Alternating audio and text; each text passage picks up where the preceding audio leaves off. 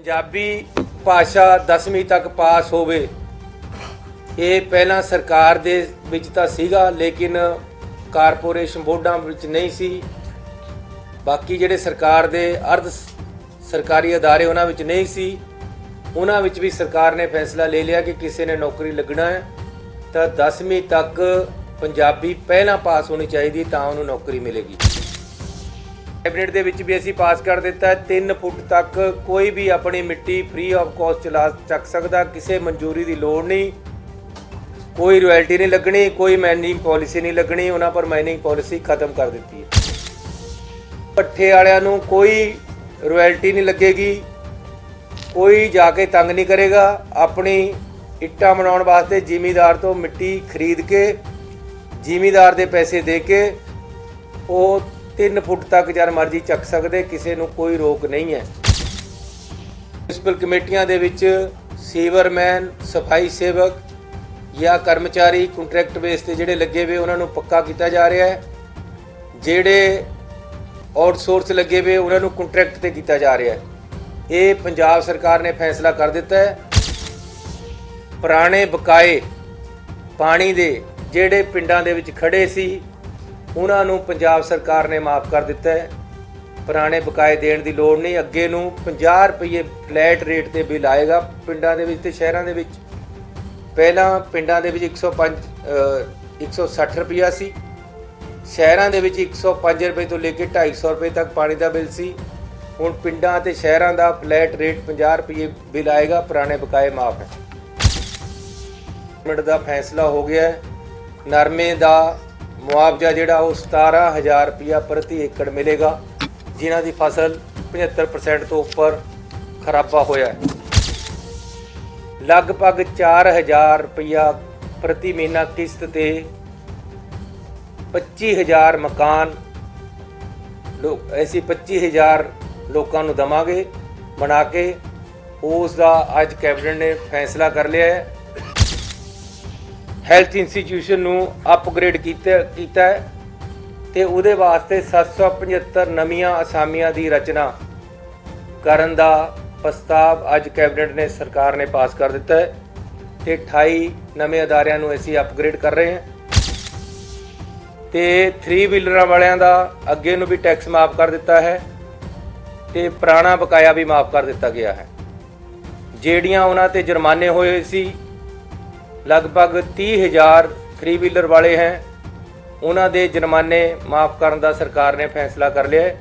कानूनी अड़चन सीगी, लोक अदालत ला के उन्हां दा जे 10,000 भी जुर्माना है तो 1 रुपया जुर्माना उन्हां तो लेके कानूनी अड़चन दूर करके माफ़ कर दिता जाएगा। मिनी बसां ते टैक्स पहला 30,000 सी, हुण पंजाब सरकार ने 20,000 कर दिता साल दा। पंजाब सरकार ने कैबिनेट दे विच जो फैसले लए हैं उन्हां बारे जानकारी देने वास्ते अज बुलाया। सो एक तां कोई भी जिमीदार या जमीन जिहदी भी हैगी है वो पंजाब दे विच अगे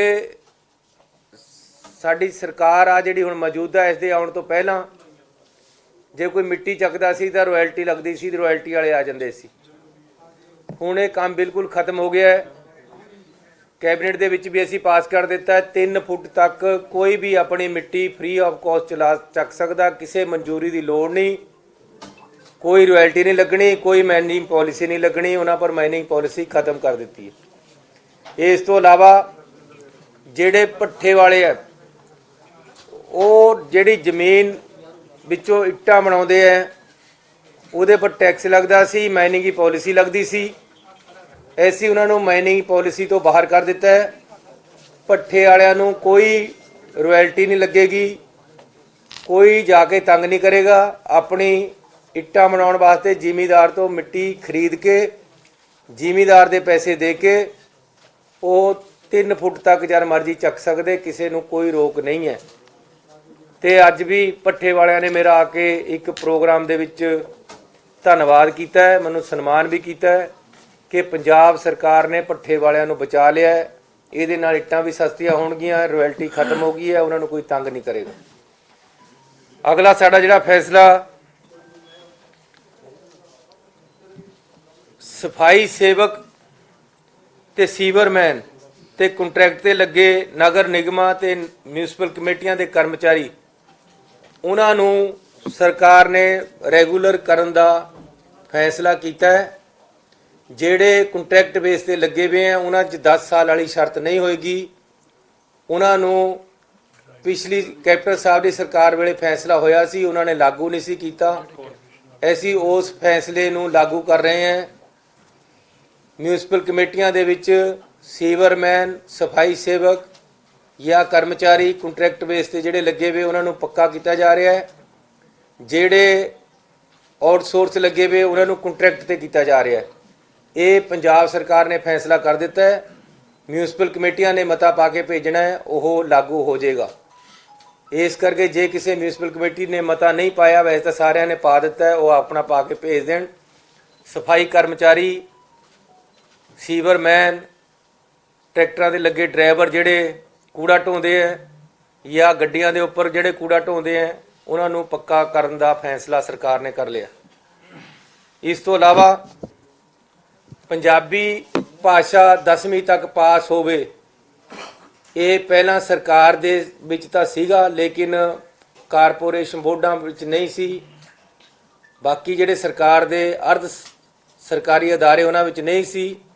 ਉਹਨਾਂ ਵਿੱਚ ਵੀ ਸਰਕਾਰ ਨੇ ਫੈਸਲਾ ਲੈ ਲਿਆ ਕਿ ਕਿਸੇ ਨੇ ਨੌਕਰੀ ਲੱਗਣਾ ਹੈ ਤਾਂ 10ਵੀਂ ਤੱਕ ਪੰਜਾਬੀ ਪਹਿਲਾਂ ਪਾਸ ਹੋਣੀ ਚਾਹੀਦੀ, ਤਾਂ ਉਹਨੂੰ ਨੌਕਰੀ ਮਿਲੇਗੀ।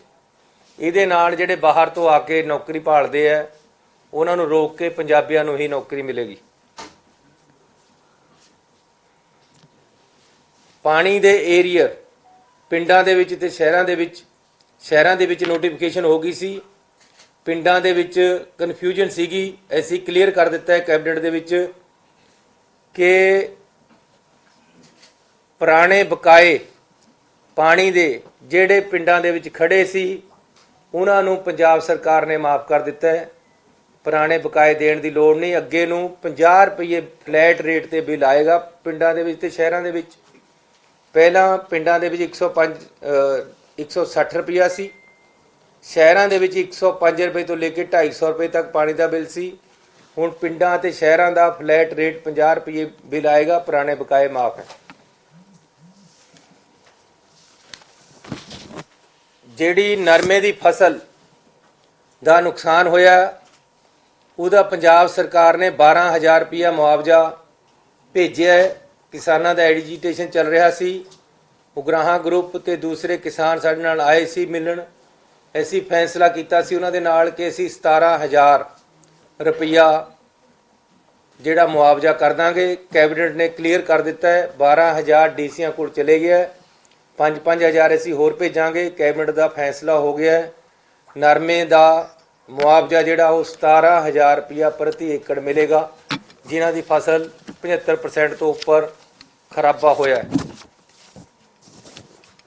ਅੱਜ ਕੈਬਨਿਟ ਨੇ ਇੱਕ ਬਹੁਤ ਹੀ ਅੱਛਾ ਫੈਸਲਾ ਲਿਆ ਹੈ। ਜਿਹੜਾ ਇਕਨੋਮਿਕਲੀ ਵੀਕਰ ਸੈਕਸ਼ਨ ਹੈ, ਲਗਭਗ 400 ਏਕੜ ਦੇ ਵਿੱਚ ਪੰਜਾਬ ਦੇ ਵਿੱਚ ਲੁਧਿਆਣਾ, ਜਲੰਧਰ, ਅੰਮ੍ਰਿਤਸਰ, ਮੋਹਾਲੀ 25,000 ਨਵੇਂ ਘਰ ਬਣਾ ਕੇ ਦਿੱਤੇ ਜਾਣਗੇ। ਬਹੁਤ ਹੀ ਉਹਦੇ ਵਿੱਚ ਜ਼ਮੀਨ ਦੀ ਕੀਮਤ ਜਿਹਨੂੰ ਮਕਾਨ ਦੇਣਾ ਉਹ ਤੋਂ ਨਹੀਂ ਲੈਣੀ ਹੈ। ਸਰਕਾਰ ਨੇ ਸਿਰਫ ਜਿਹੜੀ ਉੱਪਰ ਕੰਸਟਰਕਸ਼ਨ ਹੋਣੀ ਉਹਦੀ ਕੀਮਤ ਹੈ ਜਿਹੜੀ ਉਹ ਲੈਣੀ ਹੈ, ਲੇਕਿਨ ਉਹ ਵੀ ਬੈਂਕ ਦੇ ਨਾਲ ਕੰਟਰੈਕਟ ਕਰ ਲਿਆ ਹੈ। ਲਗਭਗ 4,000 ਰੁਪਇਆ ਪ੍ਰਤੀ ਮਹੀਨਾ ਕਿਸ਼ਤ ਤੇ 25,000 ਮਕਾਨ ਅਸੀਂ 25,000 ਲੋਕਾਂ ਨੂੰ ਦੇਵਾਂਗੇ ਬਣਾ ਕੇ। ਉਸ ਦਾ ਅੱਜ ਕੈਬਨਿਟ ਨੇ ਫੈਸਲਾ ਕਰ ਲਿਆ ਹੈ। 400 ਏਕੜ ਜ਼ਮੀਨ ਦੀ ਸ਼ਨਾਖਤ ਕਰ ਲਈ ਅਸੀਂ, ਸਾਡੇ ਕੋਲ ਹੈ ਤੇ ਅਸੀਂ ਉਹਦੇ 'ਚ ਬਣਾਉਣ ਲੱਗੇ ਹਾਂ। ਇਹਦੀਆਂ ਦਰਖਾਸਤਾਂ ਲੈ ਕੇ ਲਾਟਰੀ ਸਿਸਟਮ ਨਾਲ ਦਿੱਤਾ ਜਾਏਗਾ। 28 ਨਵੇਂ ਅਦਾਰੇ ਹੈਲਥ ਇੰਸਟੀਟਿਊਸ਼ਨ ਨੂੰ ਅਪਗ੍ਰੇਡ ਕੀਤਾ ਹੈ ਤੇ ਉਹਦੇ ਵਾਸਤੇ 775 ਨਵੀਆਂ ਅਸਾਮੀਆਂ ਦੀ ਰਚਨਾ ਕਰਨ ਦਾ ਪ੍ਰਸਤਾਵ ਅੱਜ ਕੈਬਨਿਟ ਨੇ ਸਰਕਾਰ ਨੇ ਪਾਸ ਕਰ ਦਿੱਤਾ ਹੈ। ਤੇ 28 ਨਵੇਂ ਅਦਾਰਿਆਂ ਨੂੰ ਅਸੀਂ ਅਪਗ੍ਰੇਡ ਕਰ ਰਹੇ ਹਾਂ, ਜਿਹਦੇ ਵਿੱਚ ਬਹੁਤ ਸਾਰੇ, ਹੁਣ ਲਿਸਟ ਮੇਰੇ ਕੋਲ ਹੈਗੀ ਹੈ, ਜੇ ਚਾਹੋ ਤਾਂ ਬੋਲ ਵੀ ਦਿੰਦਾ। ਇਹਦੇ ਵਿੱਚ ਲੋਪੋਕੇ, ਮੌੜ ਮੰਡੀ, ਜਲਾਲਾਬਾਦ, ਖਮਾਣੋ, ਬਸੀ ਪਠਾਣਾ, ਜੈਤੋਂ, ਬਟਾਲਾ, ਢਕੌਲੀ, ਲਹਿਰਾ ਗਾਗਾ, ਮੋਰਿੰਡਾ ਦੇ ਕਮਿਊਨਿਟੀ ਸੈਂਟਰ, ਹੈਲਥ ਸੈਂਟਰ ਨੂੰ ਸਬ ਡਿਵੀਜ਼ਨ ਹਸਪਤਾਲ ਬਣਾ ਕੇ ਅਪਗ੍ਰੇਡ ਕਰ ਦਿੱਤਾ ਗਿਆ ਹੈ। ਪ੍ਰਾਇਮਰੀ ਹੈਲਥ ਸੈਂਟਰ ਧਰਮਕੋਟ ਨੂੰ ਅਪਗ੍ਰੇਡ ਕੀਤਾ ਗਿਆ ਹੈ। ਸਿੰਘੋਵਾਲ ਗੁਰਦਾਸਪੁਰ ਦੇ ਵਿੱਚ, ਰਾਜਾ ਝਾਂਸੀ ਅੰਮ੍ਰਿਤਸਰ ਦੇ ਵਿੱਚ, ਭਗੜਾਣਾ ਫਤਿਹਗੜ੍ਹ ਸਾਹਿਬ ਦੇ ਵਿੱਚ, ਕਾਲਾ ਅਫਗਾਨਾ ਗੁਰਦਾਸਪੁਰ ਦੇ ਵਿੱਚ, ਢਿੱਲਵਾਂ ਕਪੂਰਥਲਾ ਦੇ ਵਿੱਚ, ਕੀਰਤਪੁਰ ਸਾਹਿਬ, ਮੁੱਲਾਂਪੁਰ ਦਾਖਾਂ, ਝਾਂਡੀਆਂ ਕਲਾਂ, ਗੜਦੀਵਾਲਾ, ਘੜੂਆਂ, ਬੋਪਾ ਰਾਏ, ਬਰਨਾਲਾ ਦੇ ਵਿੱਚ, ਹੰਡਿਆਏ, ਖੰਡੂਜ ਫਾਜ਼ਿਲਕਾ 'ਚ, ਨਡਾਲਾ ਕਪੂਰਥਲਾ 'ਚ, ਬਹਿਣੀਵਾਲ ਮਾਨਸਾ 'ਚ, ਸਨੌਰ ਪਟਿਆਲਾ 'ਚ ਤੇ ਪੱਖੋ ਕਲਾਂ, ਇਹਨਾਂ ਨੂੰ ਅਪਗ੍ਰੇਡ ਕੀਤਾ ਗਿਆ ਹੈ। ਮਰਿੰਡੇ ਦੇ ਵਿੱਚ ਇੱਕ ਟਰੋਮਾ ਸੈਂਟਰ ਪਾਸ ਕੀਤਾ ਗਿਆ ਹੈ। ਇਸੇ ਤਰ੍ਹਾਂ 229 ਸਕੂਲਾਂ ਨੂੰ ਅੱਜ ਅਸੀਂ ਅਪਗ੍ਰੇਡ ਕਰ ਰਹੇ ਹਾਂ, ਮਿਡਲ ਤੋਂ ਹਾਈ ਜਾਂ ਹਾਈ ਤੋਂ ਹਾਇਰ ਸੈਕੰਡਰੀ। ਇਹ 229 ਸਕੂਲ ਹੈ। ਇਸ ਤੋਂ ਇਲਾਵਾ ਪਿੱਛੇ ਜੇ ਅਸੀਂ 3 ਵੀਲਰ ਵਾਲਿਆਂ ਨੂੰ ਮਿਲੇ ਸੀ ਲੁਧਿਆਣੇ ਦੇ ਵਿੱਚ, ਟੈਕਸੀ ਵਾਲਿਆਂ ਨੂੰ ਮਿਲੇ ਸੀ, ਉਹਨਾਂ ਦਾ ਪਿਛਲੇ 7 ਮਹੀਨੇ ਦਾ ਜਿਹੜਾ ਜਾਂ ਪਿਛਲੇ ਸਮੇਂ ਦਾ ਜਿਹੜਾ ਬਕਾਇਆ ਖੜਾ ਸੀ ਕਰੋਨਾ ਦੇ ਵਿੱਚ 2020 ਦਾ, ਉਹ ਅਸੀਂ ਮਾਫ ਕਰ ਦਿੱਤਾ ਹੈ। ਇਹਦੇ ਵਿੱਚ 60,000 3 ਵੀਲਰ ਟੈਕਸੀ ਆਪਰੇਟਰ ਆਉਂਦੇ ਹੈ, ਉਹਨਾਂ ਨੂੰ ਰਾਹਤ ਮਿਲਣੀ ਹੈ। ਤੇ 3 ਵੀਲਰਾਂ ਵਾਲਿਆਂ ਦਾ ਅੱਗੇ ਨੂੰ ਵੀ ਟੈਕਸ ਮਾਫ ਕਰ ਦਿੱਤਾ ਹੈ ਤੇ ਪੁਰਾਣਾ ਬਕਾਇਆ ਵੀ ਮਾਫ ਕਰ ਦਿੱਤਾ ਗਿਆ ਹੈ। ਜਿਹੜੀਆਂ ਉਹਨਾਂ ਤੇ ਜੁਰਮਾਨੇ ਹੋਏ ਸੀ, ਲਗਭਗ 30,000 3 ਵੀਲਰ ਵਾਲੇ ਹੈ, ਉਹਨਾਂ ਦੇ ਜੁਰਮਾਨੇ ਮਾਫ ਕਰਨ ਦਾ ਸਰਕਾਰ ਨੇ ਫੈਸਲਾ ਕਰ ਲਿਆ ਹੈ। ਕਾਨੂੰਨੀ ਅੜਚਣ ਸੀਗੀ, ਲੋਕ ਅਦਾਲਤ ਲਾ ਕੇ ਉਹਨਾਂ ਦਾ ਜੇ 10,000 ਵੀ ਜੁਰਮਾਨਾ ਹੈ ਤਾਂ 1 ਰੁਪਿਆ ਜੁਰਮਾਨਾ ਉਹਨਾਂ ਤੋਂ ਲੈ ਕੇ ਕਾਨੂੰਨੀ ਅੜਚਣ ਦੂਰ ਕਰਕੇ ਮਾਫ ਕਰ ਦਿੱਤਾ ਜਾਏਗਾ। ਮਿੰਨੀ ਬੱਸਾਂ ਤੇ ਟੈਕਸ ਪਹਿਲਾਂ 30,000 ਸੀ, ਹੁਣ ਪੰਜਾਬ ਸਰਕਾਰ ਨੇ 20,000 ਕਰ ਦਿੱਤਾ ਸਾਲ ਦਾ। ਇਹ ਜਿਹੜਾ ਮੈਂ ਤੁਹਾਨੂੰ 60,000 ਗੱਡੀਆਂ ਦੱਸੀਆਂ, ਉਹਨਾਂ 'ਚ ਧਾਰਮਿਕ ਸੰਸਥਾਵਾਂ ਦੀਆਂ ਗੱਡੀਆਂ ਨੂੰ ਵੀ ਛੋਟ ਦਿੱਤੀ ਗਈ ਹੈ ਮੋਟਰ ਵਹੀਕਲ ਐਕਟ ਦੇ ਵਿੱਚ ਕਰੋਨਾ ਦੇ ਟਾਈਮ ਦੇ ਟੈਕਸ ਦੀ। ਸੋ ਮੈਂ ਤੁਹਾਡਾ ਬੜਾ ਧੰਨਵਾਦੀ ਹਾਂ ਕਿ ਤੁਸੀਂ ਆਏ, ਤੁਹਾਨੂੰ ਜਾਣਕਾਰੀ ਦੇਣੀ ਸੀ। ਅਸੀਂ ਜੇ ਸਾਨੂੰ ਲੋਕਾਂ ਨੇ ਮੌਕਾ ਦਿੱਤਾ ਹੈ ਕਿ ਅਸੀਂ ਲੋਕਾਂ ਦੀ ਸੇਵਾ ਦੇ ਵਿੱਚ ਸਹੀ ਕਾਨੂੰਨ ਕਰੀਏ ਤਾਂ ਕਾਨੂੰਨ ਸਹੀ ਕੰਮ ਹੀ ਕਰੇਗਾ। ਕਦੇ ਕਿਤੇ ਵੀ ਝੁਕਾਂਗੇ ਨਹੀਂ, ਲਿਫਾਂਗੇ ਨਹੀਂ, ਡਰਾਂਗੇ ਨਹੀਂ। ਜਿੰਨਾ ਜੀਵਨ ਹੈ ਈਮਾਨਦਾਰੀ ਔਰ ਨੇਕ ਨੀਤੀ ਨਾਲ ਕਿਸੇ ਨੂੰ ਗਲਤ ਫਸਾਣਾ ਨਹੀਂ, ਲੇਕਿਨ ਜਿਨ੍ਹਾਂ ਨੇ ਪੰਜਾਬ ਦਾ ਨੁਕਸਾਨ ਕੀਤਾ ਹੈ, ਪੰਜਾਬ ਦੀ ਜਵਾਨੀ ਦਾ ਘਾਣ ਕੀਤਾ ਹੈ, ਉਹ ਬਖਸ਼ੇ ਜਾਣ, ਇਹ ਵੀ ਸਾਡਾ ਕੋਈ